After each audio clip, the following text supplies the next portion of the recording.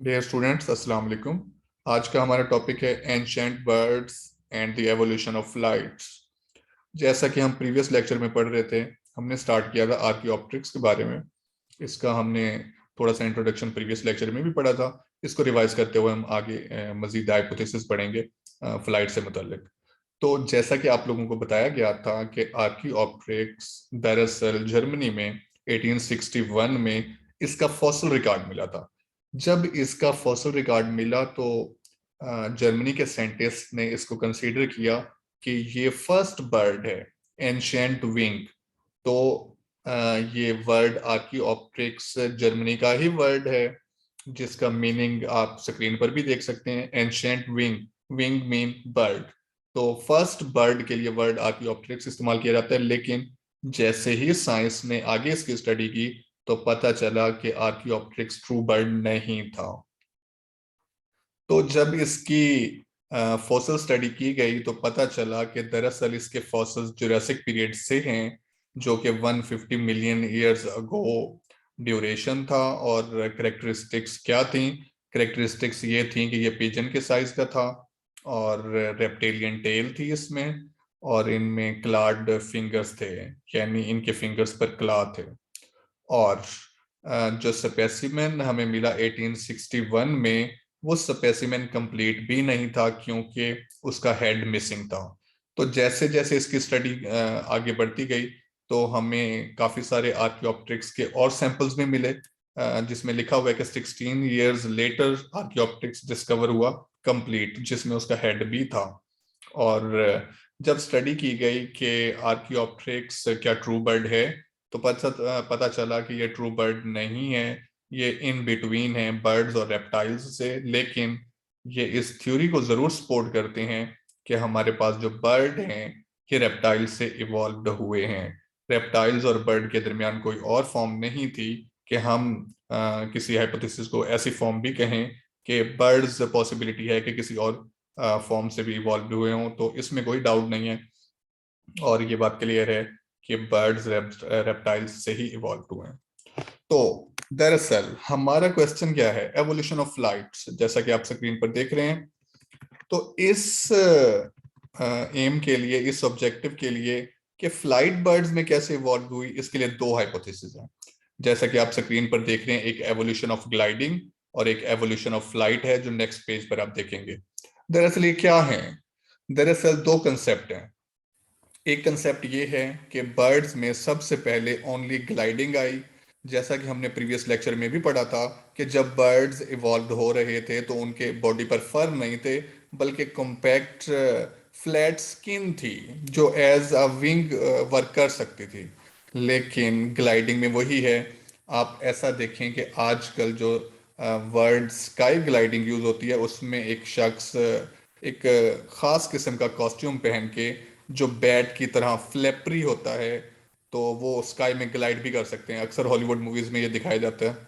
तो उसी तरह का करेक्टरिस्टिक्स समझा जाता है कि बर्ड्स पहले उनमें फीदर्स नहीं थे, उनमें फ्लैप्स थे, कॉम्पैक्ट स्किन के, लेदरी स्किन के। तो उन्होंने क्या किया? उन्होंने स्पीड के साथ दौड़ना शुरू किया और उनकी विंग्स में फिर पावर आ गई और उन्होंने उड़ना स्टार्ट कर दिया। ये तो फर्स्ट हाइपोथेसिस है, जिसे एवोल्यूशन ऑफ ग्लाइडिंग हम कह रहे हैं। लेकिन बहुत से जोलॉजिस्ट इसके साथ इसको एक्सेप्ट भी करते हैं और बहुत से इसको रिजेक्ट भी करते हैं। और दूसरा हाइपोथेसिस इससे मुतलिक जो है, वो है एवोल्यूशन ऑफ फ्लाइट्स। उसमें ये कहा जाता है कि जो फ्लाइट की एवोल्यूशन है, वो पहले फ्लाइट की एवोल्यूशन हुई, उसके बाद ग्लाइडिंग आई। यानी एक वर्ड इस्तेमाल होता है प्रीमिटिव। बायोलॉजी की लैंग्वेज में प्रीमिटिव मीन्स प्रीवियस। तो एवोल्यूशन ऑफ फ्लाइट में कंसीडर किया जाता है कि जो फ्लाइट्स है, एवोल्यूशन ऑफ फ्लाइट है, वो मोर प्रीमिटिव है then evolution of gliding.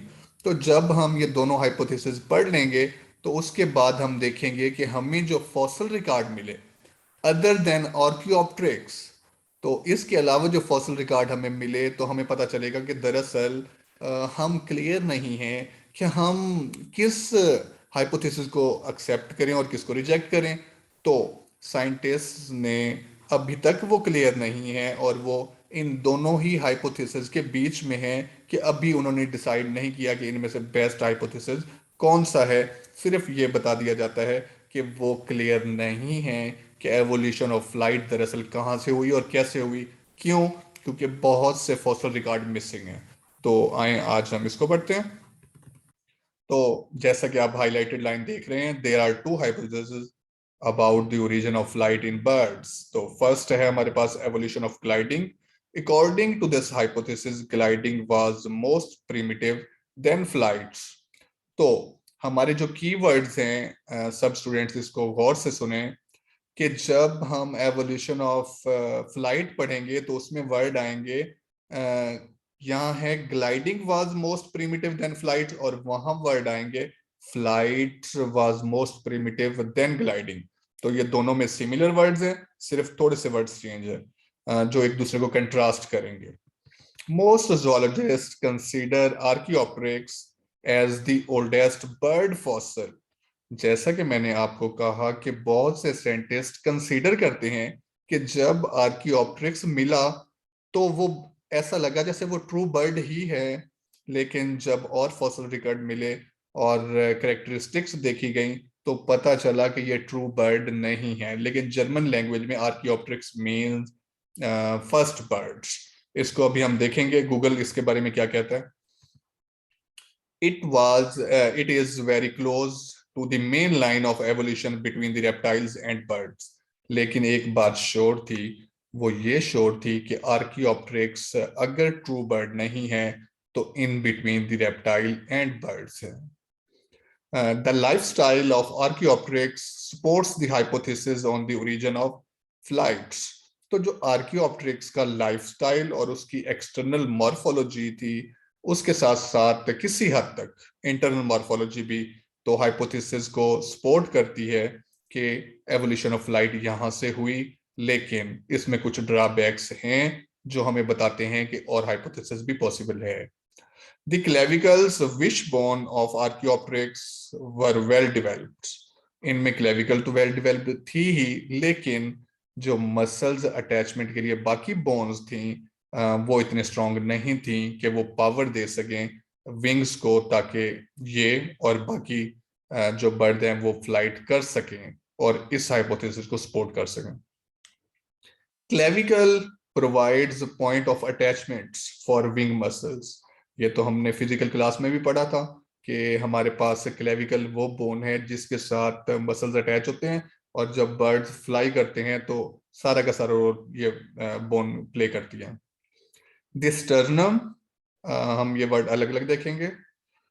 Wing bones and other sides for flight muscles attachment were less developed than in modern birds. हमारे पास मॉडर्न बर्ड्स में हम आर्कियोप्टेरिक्स से हटकर अगर मॉडर्न बर्ड्स की बात करें तो उनमें ये बात क्लियर है कि उनमें क्लेविकल्स, स्टर्नम, विंग बोन्स और side for flight muscles attachment well well developed हैं। इसलिए मॉडर्न बर्ड तो फ्लाई कर सकते हैं, लेकिन आर्कियोप्टेरिक्स में जो क्लेविकल था वो तो स्ट्रॉन्ग था, लेकिन बाकी मसल्स की अटैचमेंट के लिए जो बोन्स हैं और बाकी इसमें पार्ट्स हैं वो वेल डेवलप्ड नहीं थे। इसलिए आर्कियोप्टेरिक्स फ्लाई नहीं कर सकते थे। अगर आपको याद हो तो आपके साथ जो एनिमेटेड वीडियो लिंक शेयर किया गया था आर्कियोप्टेरिक्स का, तो उसमें बहुत बार आर्कियोप्टेरिक्स कोशिश करता है कि वो फ्लाई कर सके, लेकिन वो फ्लाई नहीं कर पाता। These observations indicate the Archaeopteryx was a glider। तो ये तमाम ऑब्जर्वेशंस जब की गई तो हमें एक बात तो क्लियर हो गई कि आर्कियोप्टेरिक्स फ्लायर नहीं था, वो उड़ नहीं सकता था।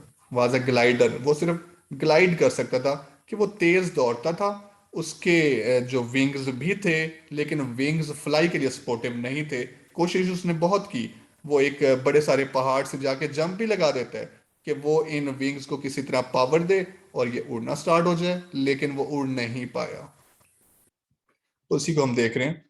Some zoologists think that the clawed digit of the wings were used to climb trees and cling to branches। तो कुछ zoologists इस बात से एग्री करते हैं कि जो इनके क्ला थे, जो आपने वीडियो में भी देखे थे कि इनके पास लेफ्ट और राइट क्ला थे, जिनमें जिनकी हेल्प से ये क्या करते हैं, ट्रीज क्लाइंब कर सकते हैं, चढ़ सकते हैं, या फिर किसी ट्री की ब्रांच के साथ क्लिंग कर सकते हैं, लटक भी सकते हैं। The ancestors of the birds jumps from branch to branch are branch to ground, तो उनमें जंपिंग करेक्टर्स भी थे। देन इट स्टार्टेड ग्लाइडिंग, तो तब उन्होंने ग्लाइड करना स्टार्ट कर दिया, इसलिए इनमें ग्लाइडिंग करेक्टरिस्टिक्स है पर फ्लाइंग करेक्टरिस्टिक्स नहीं है। लेटर, क्योंकि हम हाइपोथेसिस पढ़ रहे हैं कि हम ग्लाइडिंग से फ्लाइट की तरफ बढ़े, वर्ड फिर से गौर से सुन लें कि हम ग्लाइडिंग से जो फ्लाइट है उसकी तरफ बढ़े, कि पहले इन बर्ड्स में इंक्लूडिंग आर्कियोप्टेरिक्स, इनमें करेक्टरिस्टिक्स ग्लाइडिंग थी, फिर ग्लाइडिंग से हम चले गए फ्लाइट की तरफ। लेकिन ये हाइपोथेसिस तो ऐसा कह रहा है, लेकिन सब जूलॉजिस्ट इससे एग्री नहीं करते। देन इट स्टार्टेड ग्लाइडिंग, इनमें ग्लाइडिंग फीचर आया। लेटर वीक फ्लैपिंग स्टार्टेड, इन्होंने पर मारना शुरू कर दिए। इट सप्लीमेंटेड ग्लाइडिंग, तो लव्स सप्लीमेंट, सप्लीमेंटेड कमी लाना, तो इनकी ग्लाइडिंग में कमी आ गई। Finally wing powered flight evolved, और इनकी विंग में इतनी पावर आ गई कि वो फ्लाइट कर सके। अगर एक करेक्टर बढ़ेगा, उसकी इनहेंसमेंट होगी, तो दूसरे की तो कम होगी। ये सिर्फ यहाँ पर वर्ड बोले जा रहे हैं कि ग्लाइडिंग कम हो गई, फ्लाइट जो है ना ओवरकम कर गई, और उसने क्या किया, ये करेक्टर जो है अडॉप्ट किया और बर्ड्स ने फ्लाइट करना शुरू कर दिया। ये हाइपोथेसिस है, हम बयान कर रहे हैं कि ऐसा पॉसिबल है, लेकिन साइंस इसको कंफर्म नहीं कर रही कि क्या वाकई ऐसा हुआ होगा। तो हम सेकंड हाइपोथेसिस पढ़ते हैं। इससे पहले हम आर्कियोप्टेरिक्स की जो है वो क्लियर डायग्राम देखेंगे। सब स्टूडेंट यहाँ पर देखें, आपको आर्कियोप्टेरिक्स के ट्रेसेस भी नजर आ रहे हैं। इसकी जो फॉर्म इमेज बनाया गया कंप्यूटराइज्ड, क्योंकि हमने ये बर्ड एज इट इज तो नहीं देखा, कंप्यूटराइज इमेज ही बनाए गए इनके। तो आप देख सकते हैं जर्मन नेम और first bird, original bird, first bird, इसके लिए वर्ड यूज किया जाता है। और genus of bird like dinosaurs, इनको बर्ड लाइक डायनासोर्स भी कहा जाता है। तो आगे बढ़ते हैं। तो हमारे पास evolution of flight second hypothesis है।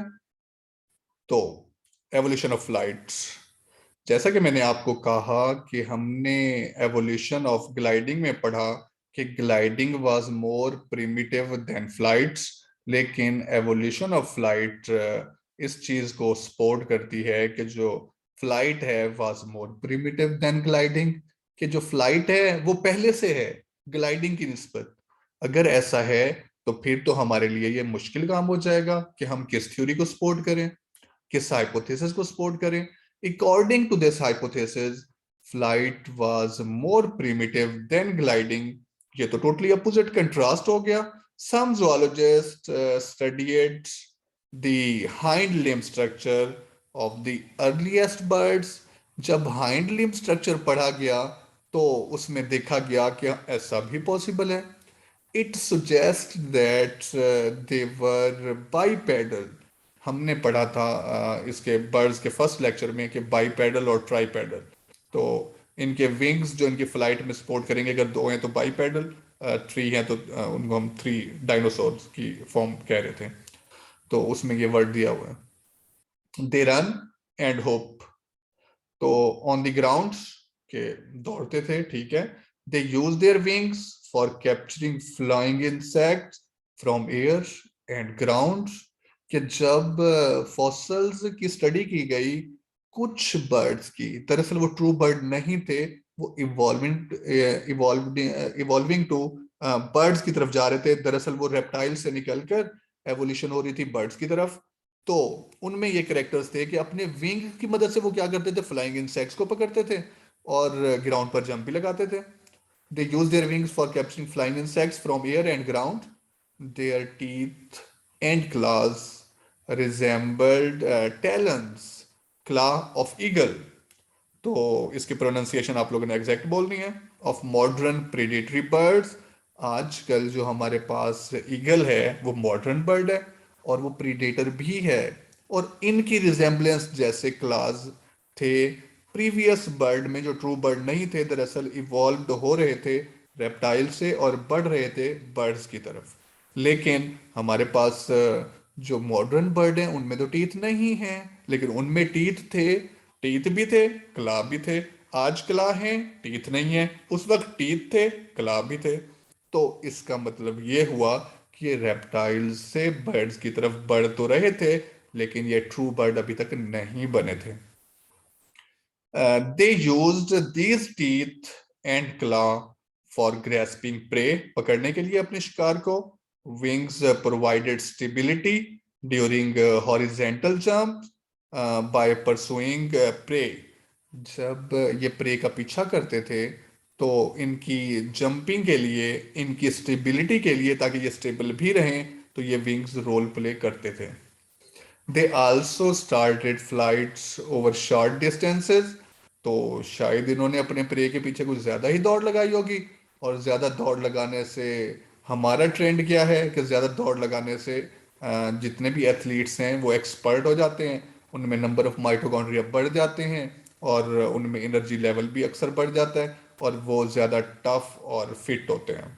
तो अगर इनमें भी ऐसा हुआ होगा तो ये कुछ ज़्यादा ही फिट हो गए होंगे और स्ट्रॉन्ग भी हो गए होंगे, और अपने विंग्स को पावर देने के लिए भी इनफ हो गए होंगे, और फिर इनमें फ्लाइट कहीं से उभर पड़ी होगी। लेकिन दरअसल साइंस इन दोनों को ही अभी सपोर्ट नहीं कर रही। This flight led to wing powered flights, और इनका ये दौड़ना इनके विंग्स की मदद से उड़ने के काबिल बना दिया इनको? नो। अगर ऐसा है तो फिर साइंस ने इस हाइपोथेसिस को क्लिक क्यों नहीं किया, इसको हम देखेंगे आगे चल के। Two fossil evidence support this hypothesis, जो प्रीवियस हाइपोथेसिस है हमारे पास, उसकी सपोर्ट में तो कोई एविडेंस नहीं था, लेकिन इसकी सपोर्ट में हमें दो एविडेंस मिल गए। एक फॉसिल ऑफ साइनोरनेस, इसके बारे में पढ़ेंगे। तो फॉसिल ऑफ साइनोरनेस क्या है इसको देखते हैं। दरअसल दो फॉसिल जब हमें मिले तो उन्होंने सपोर्ट किया कि फ्लाइट तो ग्लाइडिंग से भी पहले की है। अगर ऐसा है तो फिर क्या इसे हमें सपोर्ट करना चाहिए, इसको हम देख रहे हैं। A second ancient bird, Cynornis, was discovered in China. China में डिस्कवर किया गया इसको। It supported the view that Archaeopteryx was closely related to ancestral bird stocks. तो ये कंसीडर किया जा रहा था कि सबसे पुराना फॉसिल तो हमारे पास आर्कियोप्टेरिक्स है, और वो तो हमें 150 मिलियन ईयर्स अगो के ट्रेसेस देता है। लेकिन जो साइनोरनेस फॉसिल हमें मिला वो तो 135 मिलियन ईयर्स ओल्ड था। इट मींस वो 15 मिलियन ईयर्स यंगर था, आर्कियोप्टेरिक्स थे।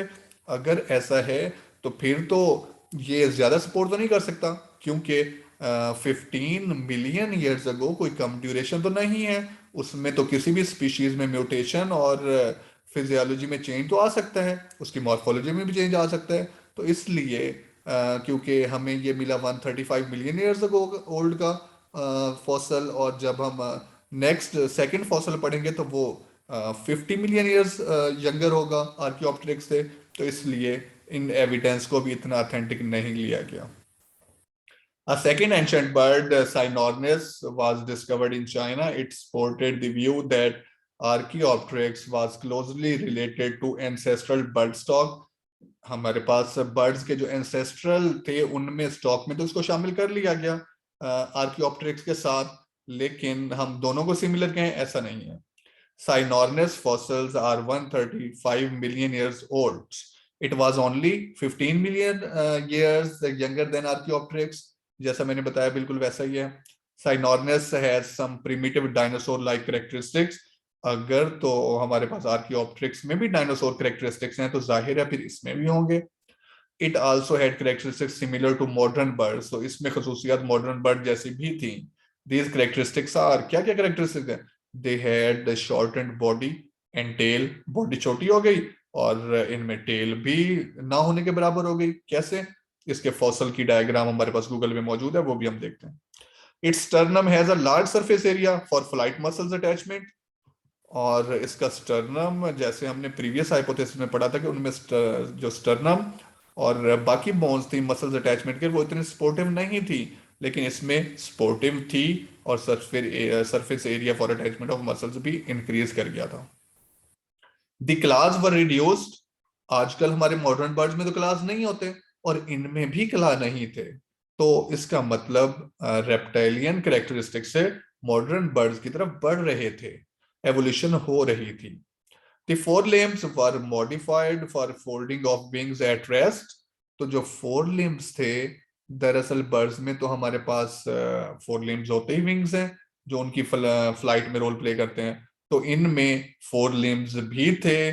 प्रॉपर फ्लाइट तो नहीं थी इनमें, लेकिन forelimbs मॉडिफाइड थे कि वो फोल्डिंग भी कर सकते थे विंग्स की, और वो रेस्ट भी कर सकते थे जब उनके विंग्स थक जाएं अगर तो।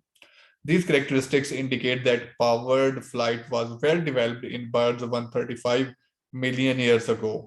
तो जो साइनोर्निस थी उनमें जो फ्लाइट पावर थी वो आ चुकी थी, और अगर उनमें ट्रू फ्लाइट नहीं भी थी लेकिन वो उड़ने के काबिल हो गए थे 135 मिलियन ईयर्स अगो, क्योंकि उससे पहले 150 मिलियन ईयर्स अगो पहले आर्कियोप्टेरिक्स फ्लाई नहीं कर सकता था, लेकिन इनमें पावर ऑफ फ्लाइट थी। फुली तो नहीं थी लेकिन थी। तो हमें जब नेक्स्ट फॉसल मिला, तो जिसे यूलिलेवस कहते हैं, फॉसल ऑफ यूलिलेवस, तो इसके प्रोनाउंसिएशन आप देख रहे हैं, यहाँ लेड पेंसिल से शो हो रही है यूलिलेवस, तो आपने अपनी बुक पर भी इसको जरूर मेंशन करना है। Fossil of Eulilavus, another fossil of bird Eulilavus, was discovered from early Cretaceous deposits in Spain। तो स्पेन में इसके मिले जी, और जुरैसिक और मीजोजोइक, क्रीटेशियस, ये सारे के सारे हमारे पास इरा हैं डिफरेंट पीरियड्स के। तो हमें क्योंकि ये डिफरेंट पीरियड्स में फॉसिल्स मिले, और मिलने के बाद जब हमने रिकॉर्ड चेक किया और इनको रेडियो एक्टिव इन्वेस्टिगेशन के तहत जब हमने इन्वेस्टिगेशन की कि ये कितने पुराने हैं, तो हमें पता चला कि ये तो इतने पुराने हैं। जब इतने पुराने हैं तो उस पुराने इरा के मुताबिक उसको उस इरा में हमने रख दिया, और यहाँ Cretaceous deposits in Spain. It was found in 115 million years old rocks. तो इतनी रॉक्स में मिला, तो अगर रॉक्स ही इतनी ओल्ड थी तो जाहिर है कि उनमें ये जो ट्रेसेस मिले, हमें फॉसल मिला रिकॉर्ड्स, तो वो भी इतना पुराना ही होगा। It provided additional information about the evolution of flight. It had a wingspan फैलाव of 17 सेंटीमीटर। तो इसमें इतना बड़ा विंग आ गया। तो हम चले थे 150 मिलियन ईयर्स ओल्ड आर्कियोप्टेरिक्स से, फिर आए हम उससे यंगर साइनोर्निस जो 135 मिलियन ईयर्स ओल्ड था, उससे हम पीछे की तरफ आए तो 115 मिलियन ईयर्स ओल्ड हमें यूलिलेवस मिला। तो एडवांसमेंट की तरफ बढ़ रहे हैं, तो हम देखेंगे कि 20 मिलियन ईयर्स ओल्ड मजीद यंगर साइनोर्नस से अगर ये ऐसा है तो इसमें क्या क्या कैरेक्टरिस्टिक्स हैं। द फॉसल ऑफ यूलिलेवस about the had a wing structure called alula। alula is also present in many modern birds। तो इसको हम देखते हैं। it has used in slow hovering। लफ्ज हॉवरिंग के लिए क्या इस्तेमाल किया गया है? हवा में एक ही जगह पर हिलाते हुए खड़े रहना। अक्सर हम देखते हैं कि बर्ड्स की एक करेक्टरिस्टिक है कि अगर वो रेस्ट में और मौज में खड़ा है तो वो अपने पर वैसे ही हिला लेता है। तो ये करेक्टरिस्टिक्स इस में भी थी और आज के मॉडर्न बर्ड्स में भी है। Its presence in this fossil indicates that complex flight was slow hovering। तो उनमें फ्लाइट तो इवॉल्व हो गई थी यूलिलेवस में, और स्लो थी, हॉवरिंग थी। This flights evolved at least 115 million years ago।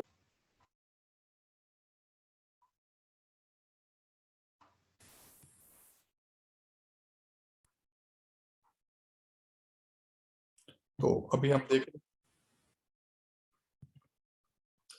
this flights evolved at least 115 million years ago। तो हमारे पास जो हॉवरिंग और स्लो फ्लाइट थी हमें कब मिली?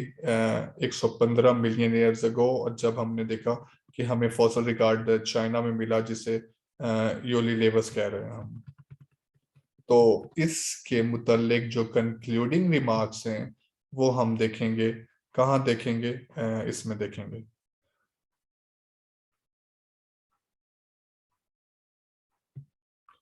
तो डाइवर्सिटी ऑफ मॉडर्न बर्ड्स, तो इसमें हम इसके कंक्लूडिंग रिमार्क्स देखेंगे कि क्या कहा जाता है।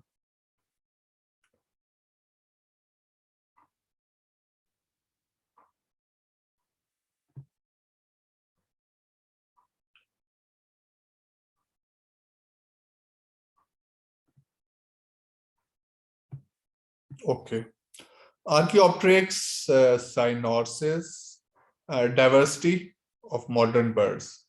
तो दो हाइपोथेसिस जब हमने पढ़े, तो दरअसल क्या ये दो हाइपोथेसिस इनमें से कोई एक बेस्ट है तो कौन सा है, नहीं है तो क्यों नहीं है, इसका तज़किरा हम यहाँ जरूर करेंगे। तो डाइवर्सिटी ऑफ मॉडर्न बर्ड्स, तो इसको आप देख लें कि हमारे पास क्या इसमें शो हो रहा है। इसमें शो हो रहा है डाइवर्सिटी किसे कहते हैं? Number and variety of organisms.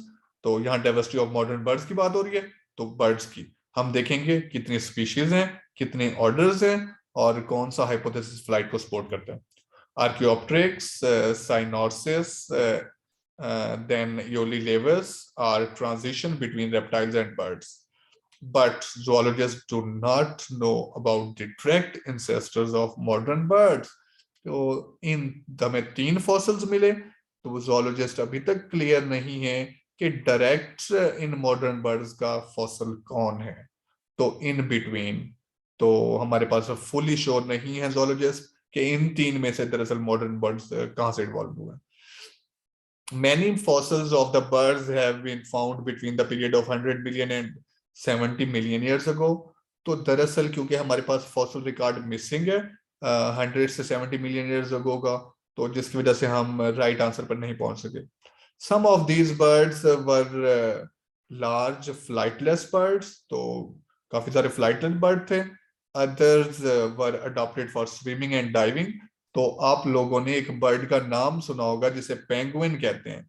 दरअसल वो आज भी डाई कर सकता है। कभी आपने देखा हो कि वो जो है ना ग्लेशियर्स वाले इलाकों में रहते हैं ये बर्ड्स पेंगुइन, और ये पानी के अंदर ग्लाइड भी कर सकते हैं, ताकि ये अपनी फूड, अगर फिश को पकड़ कर खाना चाहते हैं तो उसमें जाकर ये ग्लाइडिंग कर सकते हैं और अपनी फूड हासिल कर सकते हैं।